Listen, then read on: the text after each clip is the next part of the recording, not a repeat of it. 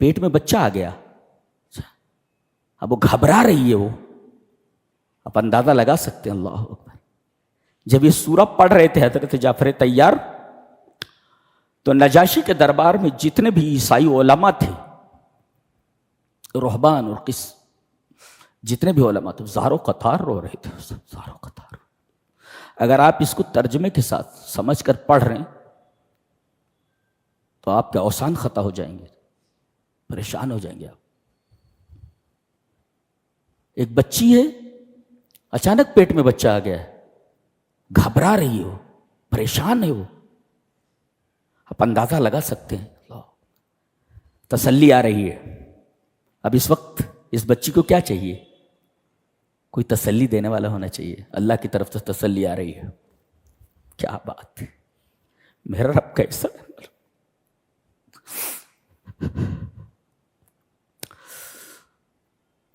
کہہ رہی ہے قالت یا لیتنی مت قبل ھذا وکنت نسیا منسیا.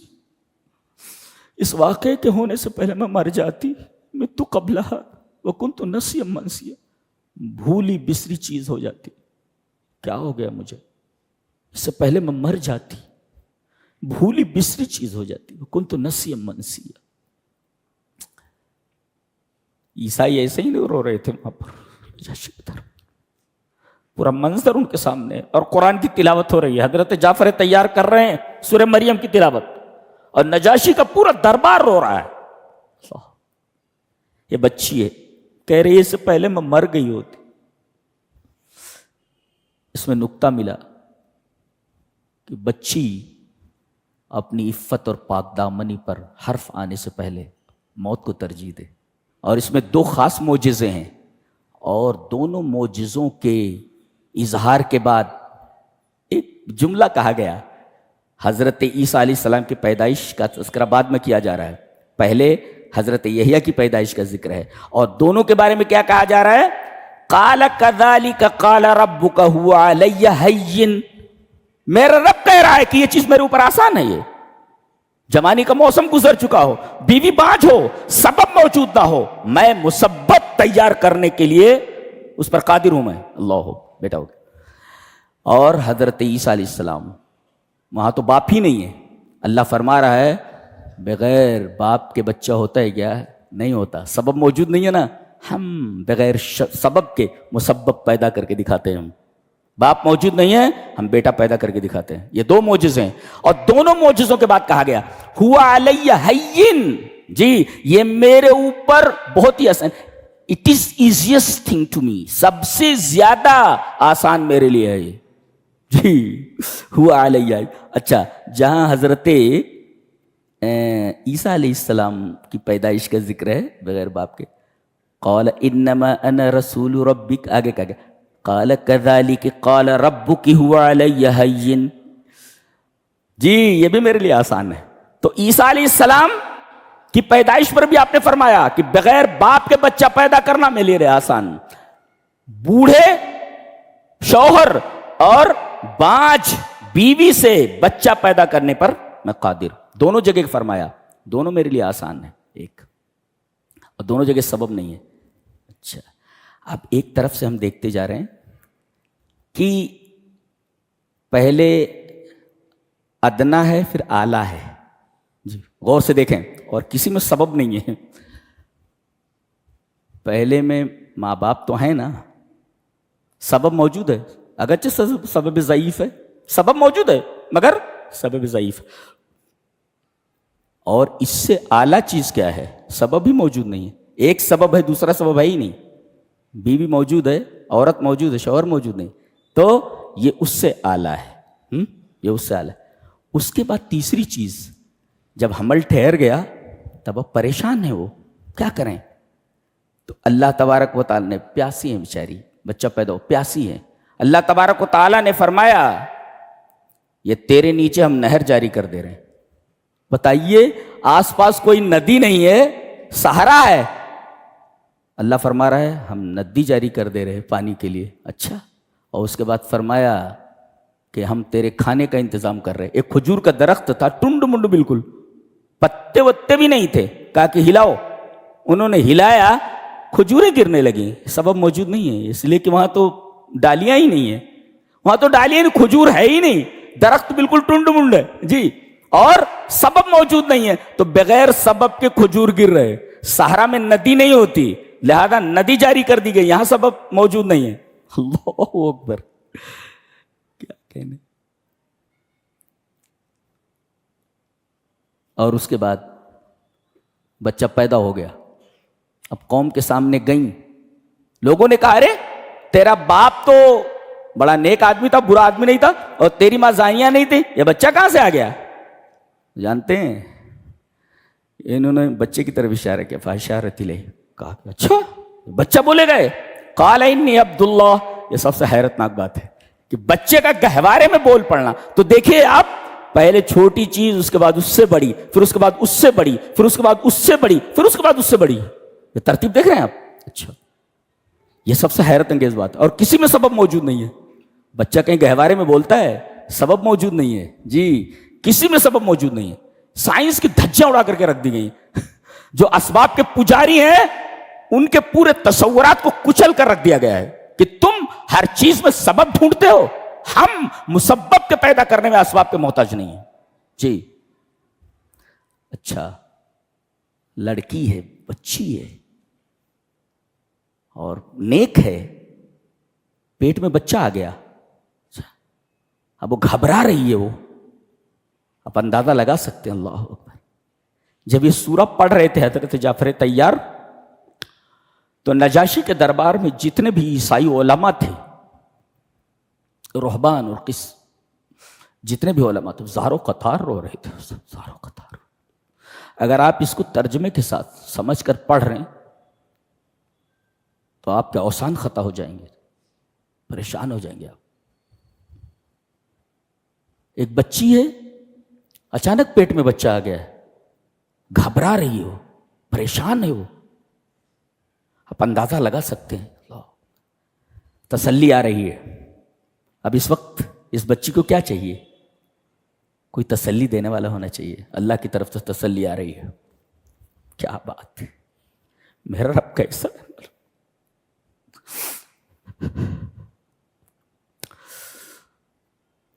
کہہ رہی ہے, قالت یا لیتنی مت قبل ھذا وکنت نسیا منسیا. اس واقعے کے ہونے سے پہلے میں مر جاتی, مت قبل ھذا وکنت نسیا منسیا. بھولی بسری چیز ہو جاتی. کیا ہو گیا مجھے, اس سے پہلے میں مر جاتی, بھولی بسری چیز ہو جاتی. وکنت نسیا منسیا. عیسائی ایسے ہی نہیں رو رہے تھے وہاں پر, پورا منظر ان کے سامنے, اور قرآن کی تلاوت ہو رہی ہے. حضرت جعفر طیار کر رہے ہیں سورہ مریم کی تلاوت, اور نجاشی کا پورا دربار رو رہا ہے. یہ بچی ہے, کہہ رہی ہے اس سے پہلے میں مر گئی ہوتی. اس میں نکتہ ملا کہ بچی اپنی عفت اور پاک دامنی پر حرف آنے سے پہلے موت کو ترجیح دے. اتنا مقام ہے عفت اور پاک دامنی کا اسلام میں. جو علم بچی کو عفت اور پاک دامنی نہ دے سکے, ایسے علم کے اوپر ہزاروں لاکھوں لعنتیں. کاش میں اس سے پہلے مر جاتی. یا لیتنی مت قبل ھذا وکنت نسیا منسیا. میں مر جاتی, مر گئی ہوتی اور بھولی بسری چیز بن جاتی. اللہ.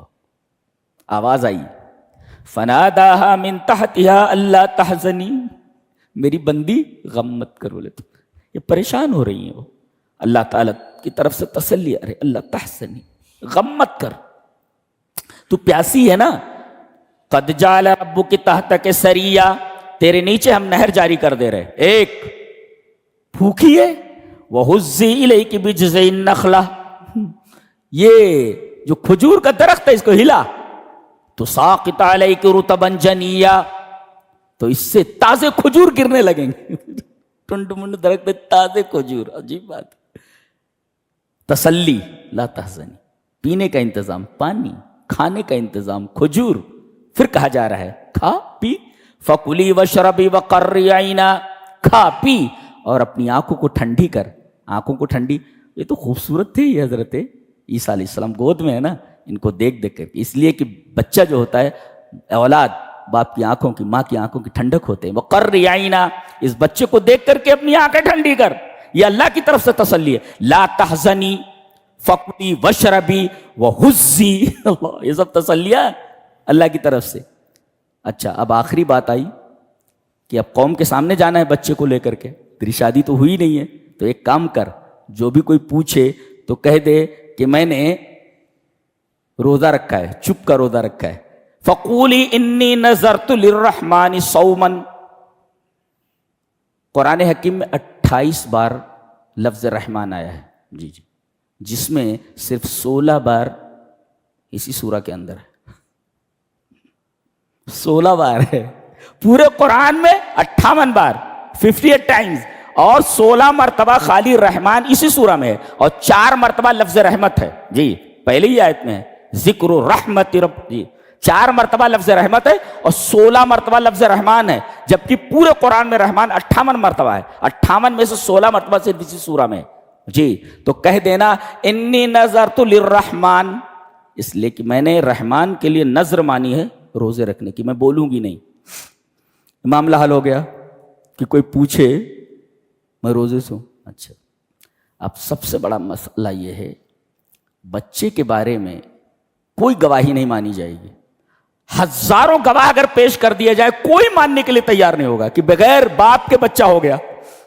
میں بولتا ہوں بغیر باپ کے ہوا ہے. ارے کون مانتا ہے؟ میں کہتا ہوں بغیر باپ کے ہوا ہے. کوئی گواہیاں نہیں مانی جاتی. تو یہاں گواہی بہت ہی عجیب ہونی چاہیے، عام ٹریک سے ہٹ کر کے گواہی ہونی چاہیے. لہذا عام ٹریک سے ہٹ کر کے گواہی دلوائی گئی. وہ بچہ جو بھی دودھ پی رہا ہے وہ بولتا ہے قال انی عبداللہ. اب کس کی گواہی چاہیے؟ یہ تو خرق عادت ہے، ایسا ہوتا ہی نہیں ہے. لہذا یہ گواہی ایسی ہے کہ ہر ایک کو ماننا ہے. You have to accept it, کہ ماننا ہی ہے، you have to admit it, ماننا ہی ہے آپ کو، اس کے علاوہ کوئی چارہ ہی نہیں ہے. اس لیے کہ کوئی گواہی یہاں مانی نہیں جا سکتی. لاکھوں لوگ اگر گواہی دیں کہ یہ سچی ہے، کوئی نہیں مانتا. یہاں تو ایسی گواہی چاہیے جس کا کوئی انکار نہ کر سکے. تو رب نے کہا میں ایسی گواہی دلواتا ہوں جس پر سارے لوگ متفق ہوں، کوئی اس پر اعتراض نہ کر سکے. پوچھا گیا کون؟ قال انی عبداللہ، میں بندہ ہوں. پوری عیسائیت کی تردید ہے اس سے ایک جملے میں. جی وہ کہتے سن آف گاڈ ہے، یہ کہہ رہے ہیں کہ میں سلیب آف اللہ ہوں. یہ وہ کہہ رہے ہیں سن آف گاڈ. حضرت عیسیٰ اپنی زبان سے کہہ رہے ہیں سلیب آف گاڈ ہوں میں اللہ کا بندہ ہوں. تم کہتے ہو سن آف گاڈ، یہ کیسے؟ تم تو اپنے نبی کا کہنا نہیں مان رہے ہو، تم تو اپنے نبی کی اتباع نہیں کر رہے ہو. کیا بات ہے، سبحان اللہ و بحمدہ، سبحان اللہ العظیم. گواہی دیکھ رہے ہیں آپ کیسی؟ یہاں تو کوئی گواہی نہیں چلنے والی. آپ کو سمجھ میں آ رہا ہے نا؟ کوئی گواہی نہیں چلنے والی تھی. یہاں گواہی خرق عادت ہونی چاہیے جس پر سب کا اتفاق ہو. لہذا گہوارے میں بچہ بول پڑا انی عبداللہ، انی عبداللہ. سب سے پہلے یہ کہنا چاہیے تھا میری ماں معصومہ ہے، ایسا بولنا چاہیے تھا نا. لا لا لا لا لا، سب سے پہلے انہوں نے اللہ تبارک و تعالی کی تنزیہ فرمائی. جی شرک زنا سے بھی زیادہ سخت ہے، یہ بتایا گیا. پہلے انہوں نے اپنی ماں کی طرف سے دفاع نہیں کیا، اللہ کی طرف سے دفاع کیا انہوں نے. جی اللہ کا بیٹا نہیں ہوتا بولے، جی میں اللہ کا بندہ ہوں، بیٹا نہیں ہوں. تو سب سے پہلے انہوں نے شرک کی تردید کی. اس کے بعد شرک کی تردید کے ضمن میں ماں کی عصمت بھی ظاہر ہو گئی. اس لیے کہ بچہ گہوارے میں کہاں بولتا ہے، بول پڑا. اس نے اللہ کی طرف سے دفاع کیا تو اللہ تبارک تعالیٰ نے ان کی ماں کی طرف سے دفاع کر دیا. کیا بات ہے، یہ ہے سبحان اللہ و بحمدہ، سبحان اللہ العظیم.